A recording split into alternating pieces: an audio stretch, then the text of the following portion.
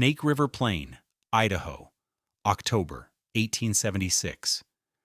The air had the sharp, clean edge of imminent frost. Cottonwood leaves, a fleeting currency of gold, littered the hard-packed earth.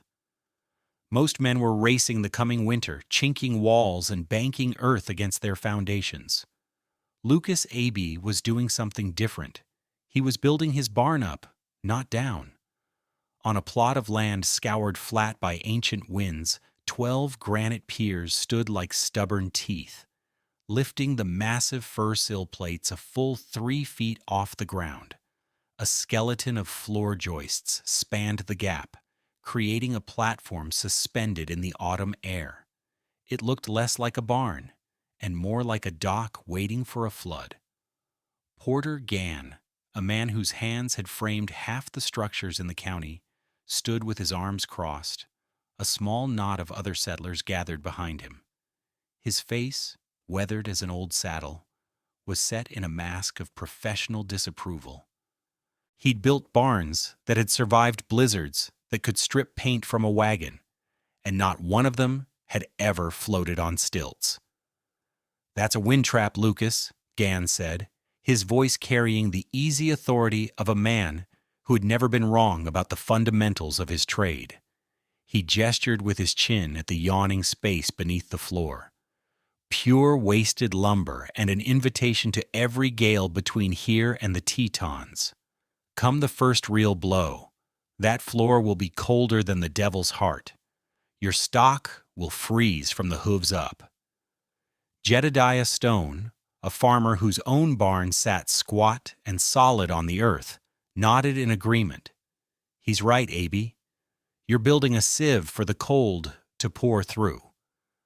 Lukas, a man of few words and deliberate movements, continued to sight down a floor joist, his blue eyes narrowed in concentration. He didn't argue. He didn't defend. He simply said, "The wind will not live there." Gann scoffed, a dry rasping sound. "It won't have to pay rent." He had offered to help, to lay a proper stone foundation to build a real barn. The Swiss man had politely refused. Now Gann refused to even lend a tool to the construction of such obvious foolishness. As he and the others walked away, the verdict settled over the small community like an early frost. The new man, the Swiss cattleman, was mad. What did this quiet man, a man who understood the collective breath of animals in a high mountain valley, understand about convection that the most experienced barn builders on the Snake River Plain had missed? The answer to that question would change the way this entire valley survived the winter.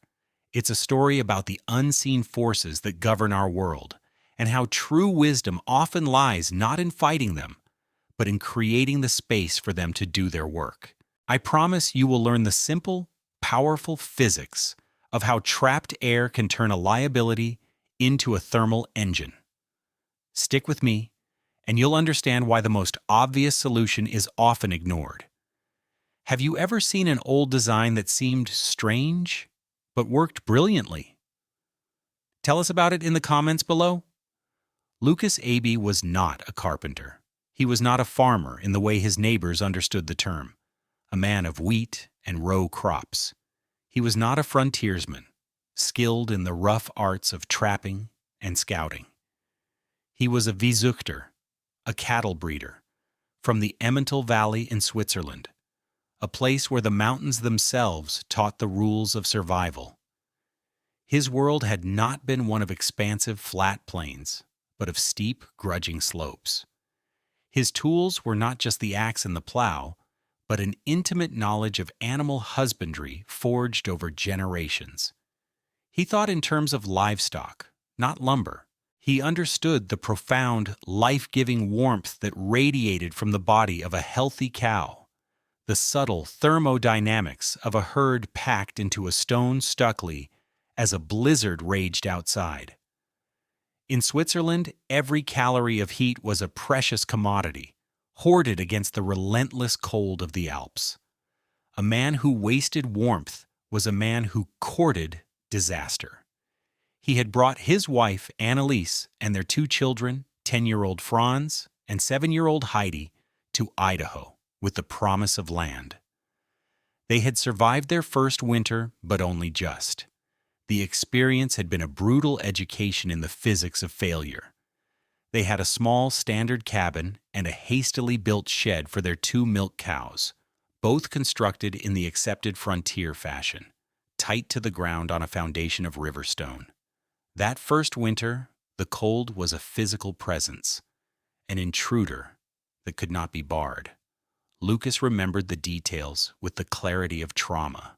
The milk, drawn warm and steaming from the cow, would begin to ice over in the pails on the short walk from the shed to the cabin. Annalise's precious kerosene lanterns, their only shield against the crushing darkness, would dim and flicker in drafts they could never locate, the cold air sinking to the floor and starving the flames of oxygen. At night they lay huddled under every blanket they owned, listening to the frozen timbers of their small shelter creak and pop like pistol shots, the wood contracting in the absolute cold. The sound was terrifying, as if the house itself were in agony. The cold wasn't just an inconvenience, it was an economic assault. Their best cow, a gentle brown Swiss, had shivered for 3 solid months, her body consuming a ruinous amount of expensive feed not for milk production, but simply to generate the body heat necessary for survival. Her output dwindled to a trickle. Lukas understood the grim mathematics. An animal fighting for its life cannot provide for the family that depends on it. He had watched his life's savings being converted into useless, wasted heat, dissipated into the frozen earth, and stolen by the ceaseless Idaho wind. That was a mistake he would not make again. This new barn was not an act of foolishness. It was an act of memory. The problem tormenting the farmers of the Snake River Plain was not poor craftsmanship. Porter Gann and men like him built strong, tight structures. Their walls were well joined, their roofs steep and sound. They knew how to brace against the wind and shed the snow. They understood the visible threats. The enemy, however, was invisible, and it attacked from below.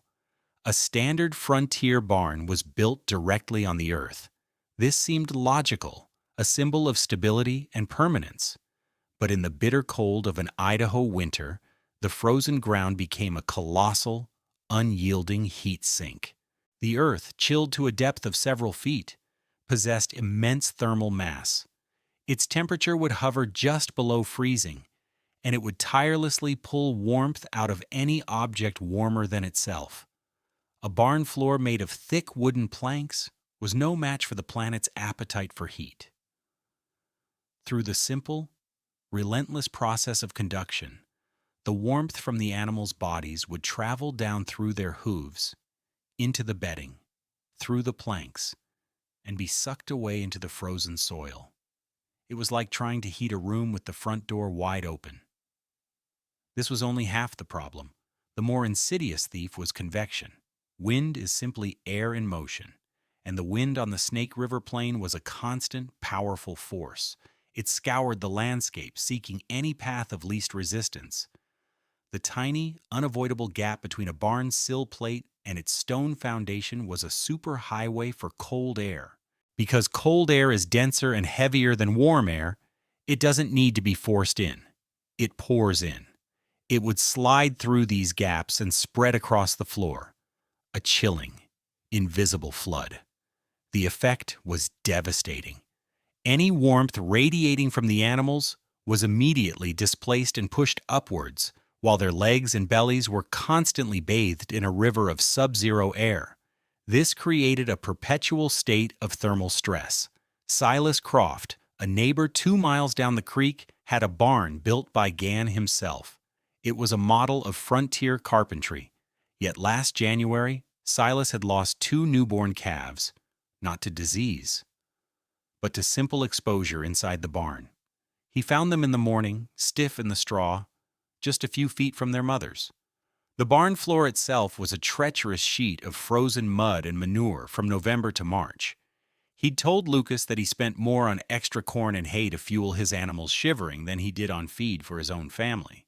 The conventional wisdom was simply to overpower the cold with more fuel, more hay, more grain, more wood for the stove in the tack room.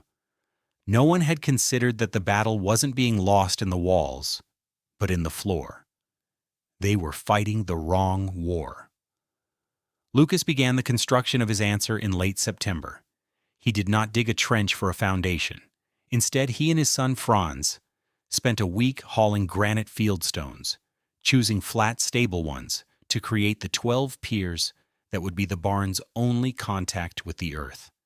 He set them with a precision that baffled his neighbors, ensuring they were perfectly level. Upon these, he laid the heavy 10 by 10 fir timbers that would serve as the main beams. The floor joists, stout 2 by 12s, were placed 16 inches on center, closer than the standard 2 feet. Porter Gann, unable to resist observing the folly, came by one afternoon. "You're building a bridge, not a barn floor, Aebi," he declared, gesturing at the dense framework of wood. "It's overkill. You could drive a freight wagon over that. And for what? To hold up a few cows over a frozen patch of dirt." Lukas wiped sweat from his brow with the back of his hand. He looked at the solid grid of lumber, then at the empty space beneath it. "A floor must be strong," he said, "but it must also be smart." Gann shook his head and walked away. The word overkill was a kindness. The consensus was that it was wasteful.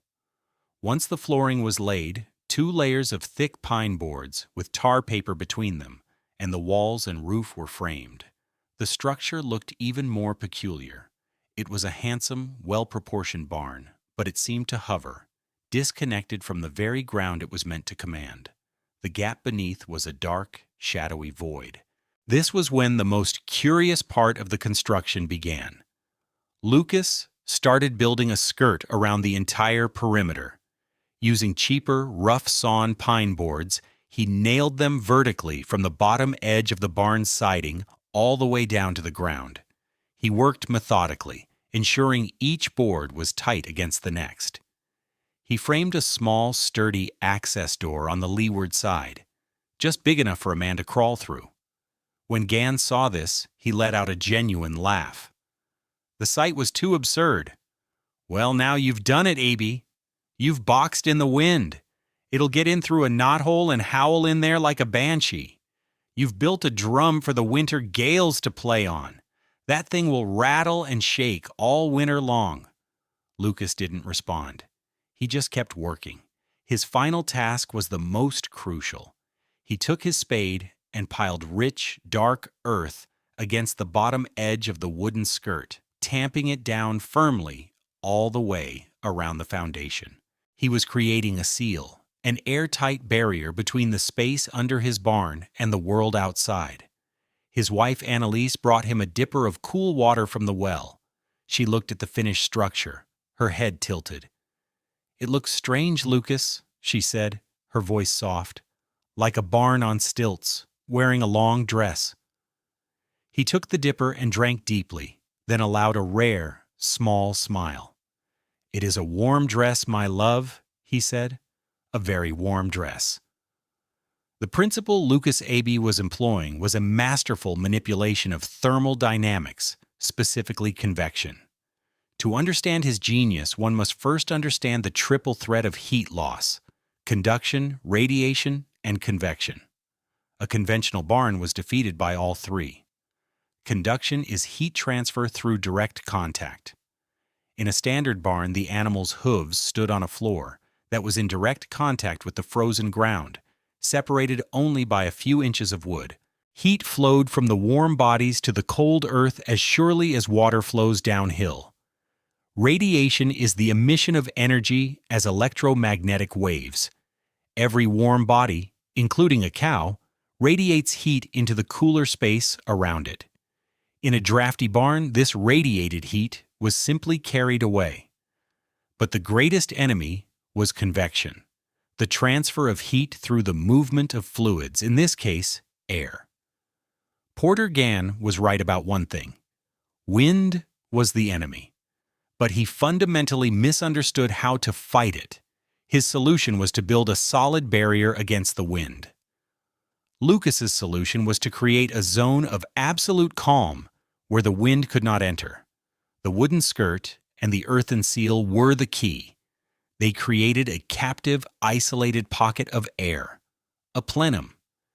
This volume of air, roughly 3 feet high and the full footprint of the barn, was now protected from the outside wind.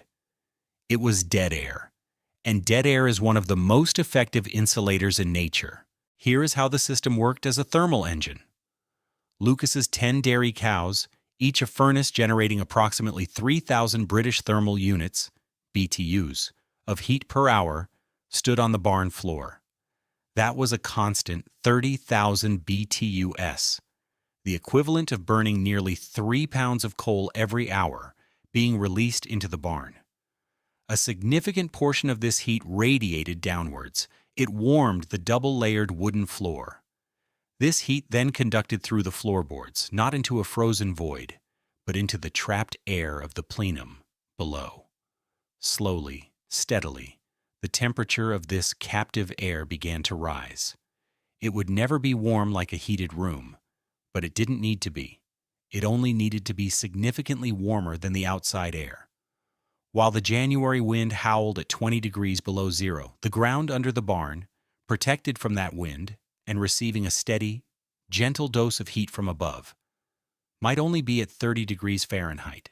The air trapped in the plenum would stabilize somewhere between the two, perhaps at a placid 40 degrees. This created a thermal buffer. The barn floor was no longer losing its heat to a minus 20 degrees Fahrenheit wind, but to 40 degrees Fahrenheit still air. The rate of heat loss plummeted. The convective currents Gan feared were impossible, because there was no wind to drive them. The air within the plenum might circulate gently, with warmer air rising to touch the floorboards and cooler air sinking, but it was a closed loop.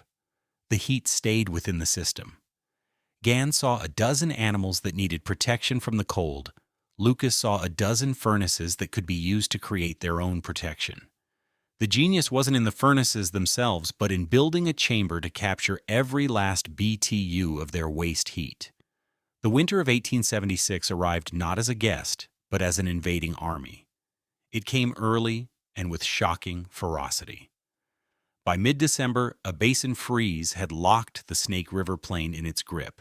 For 14 consecutive nights, the mercury in every thermometer huddled below minus 20 degrees Fahrenheit. The air was so cold it felt brittle, and a deep breath could sear the lungs. The sky was a pale, merciless blue. For the settlers, it was a state of siege. The community's activity shrank to the bare essentials, a frantic dash to the woodpile, a hurried trip to the well, the grim daily task of tending to livestock. The battle was fought inside the barns. In Porter Gan's own meticulously constructed barn, the fight was a losing one. Despite its tight walls and solid foundation, the cold was relentless. He had nailed horse blankets over the main doors to stanch the drafts, but still the wind found its way in. The water troughs, even those deep inside the barn, were frozen solid by morning, requiring him to break them open with an axe, the sound echoing like gunshots in the frozen air. His prize cattle stood huddled together for warmth, their backs hunched, their coats thick with frost.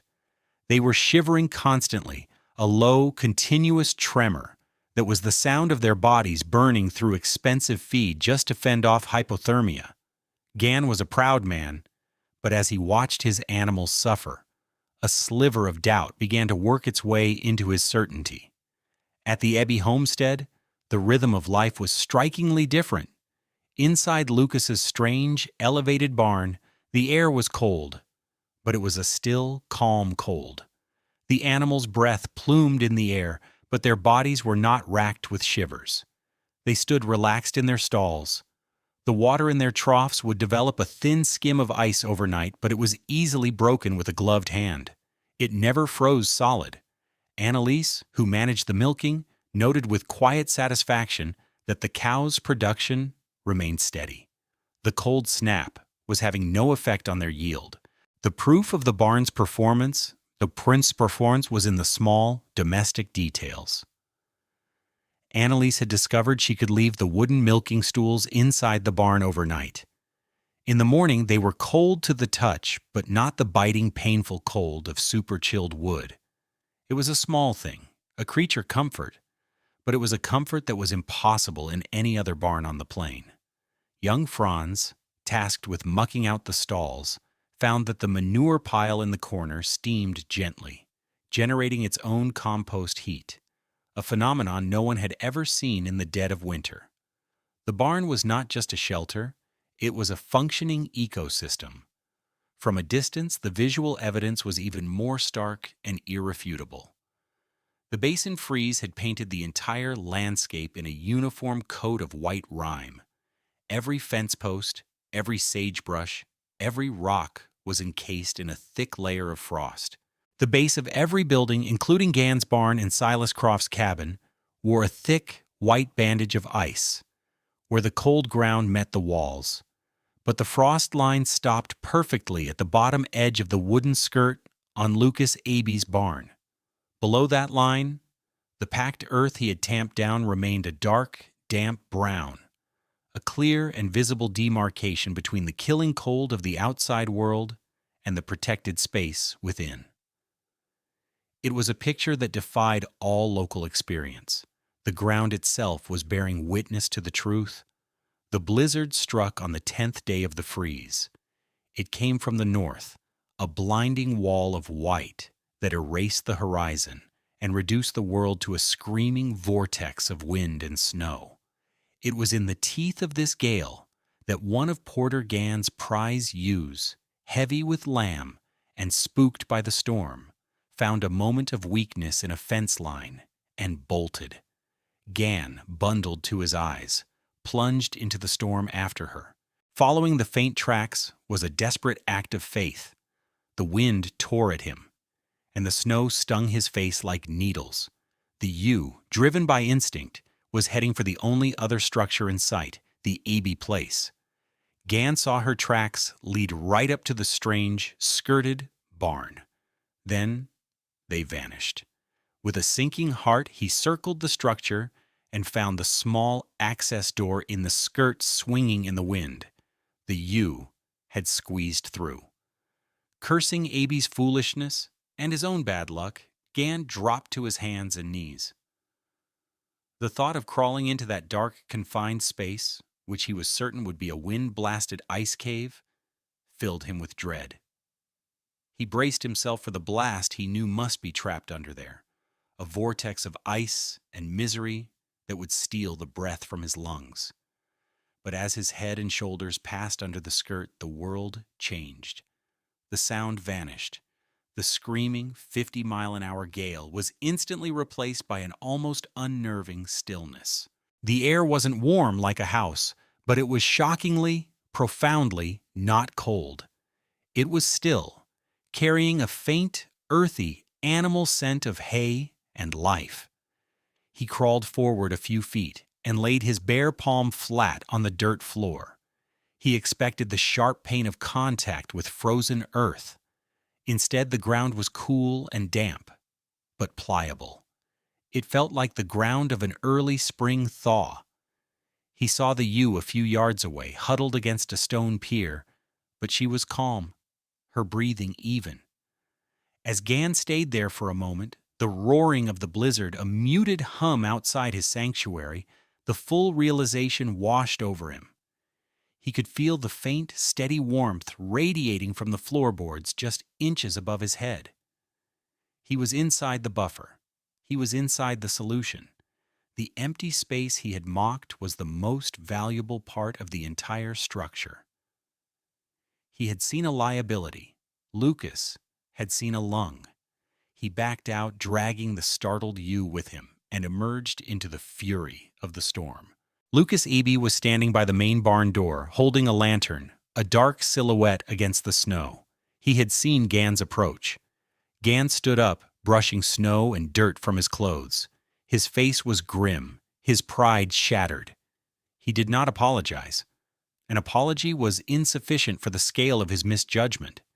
He simply looked at the dark gap beneath the barn, then at the wooden skirt that protected it. He looked at Lukas. "You didn't build a foundation," Gan said, his voice rough with a hard-won awe. "You built a lung." The story of Porter Gan, the county's foremost barn builder, crawling on his belly under the Swiss man's barn, spread faster than the blizzard. It became a piece of local lore overnight. But it was the numbers in the spring that turned lore into practice. When the brutal winter finally broke, an accounting was made. Silas Croft had lost another calf, and nearly a quarter of his herd's weight. Others reported similar struggles. Lukas Aebi, however, had not lost a single animal. His cows were healthy and strong, and his milk yields, which had remained steady all winter, were now a full 20% higher than any of his neighbors. Most tellingly, he had used nearly a third less feed than the previous winter. In an economy where hay and grain were cash, this was the most powerful argument of all. Dairymen, a practical and competitive bunch, were the first to copy it. Survival and profit were more persuasive than tradition. That spring, Porter Gan, in an act of public conversion, became the design's most vocal advocate. He didn't just praise it, he offered to Aebi-skirt existing barns for a modest fee, retrofitting them with the same raised plenum design. By the first snowfall of 1877, a dozen barns on the Snake River Plain had been converted, their owners hoping to capture some of the Swiss man's winter magic. They reported remarkably similar results: healthier livestock, lower feed costs, and an end to the daily misery of frozen water troughs. The idea spread. Traveling extension agents from the agricultural programs in Boise heard of the Idaho skirt and wrote about it in pamphlets distributed to farmers across the territory, documenting the simple physics of the design. Lukas Aebi never sought credit. He simply had a warmer barn. Lukas Aebi had, with rough lumber, fieldstone, and a profound understanding of his animals, created a primitive but exceptionally effective insulated and conditioned crawl space. He had intuitively grasped a principle that would take building science another century to formally recognize and codify. Modern construction now champions the immense value of sealing and insulating the space beneath a home, creating a semi-conditioned buffer that prevents the very heat loss through convection and conduction that Aebi identified by simple, direct observation. His skirted barn was a forerunner of the encapsulated crawl spaces and frost-protected shallow foundations that are now hallmarks of energy-efficient design. The story of the barn on stilts offers a quiet, powerful lesson. Porter Gan and the other settlers looked at the empty space beneath the floor and saw a weakness, a void, a place for the hostile wind to occupy. They saw nothing and valued it as such. Lukas Aebi looked at the same empty space and saw an opportunity. He saw a vessel to be protected. He didn't fight the cold with a bigger fire or thicker walls. He simply created a space where the cold had no power. He didn't fill the void with stone or straw. He filled it with stillness. He built a perimeter around nothing, and that nothing became everything. The space you protect becomes the warmth you keep. On the harsh frontier, strength was not always measured in solid mass or aggressive force. Sometimes the most resilient strength was found in the careful, deliberate preservation of an empty space, allowing the gentle, persistent forces of nature to create a sanctuary. The most valuable resource Lukas managed wasn't his lumber or his livestock. It was the air itself. If you found this story of quiet genius and practical wisdom valuable, please subscribe to our channel and share it with others who appreciate the lessons of the past. What other empty spaces in modern life, in our schedules, our homes, our thinking, might hold hidden potential if we only knew how to protect them? Let us know your thoughts in the comments. This video presents historically inspired reconstructions for educational and storytelling purposes.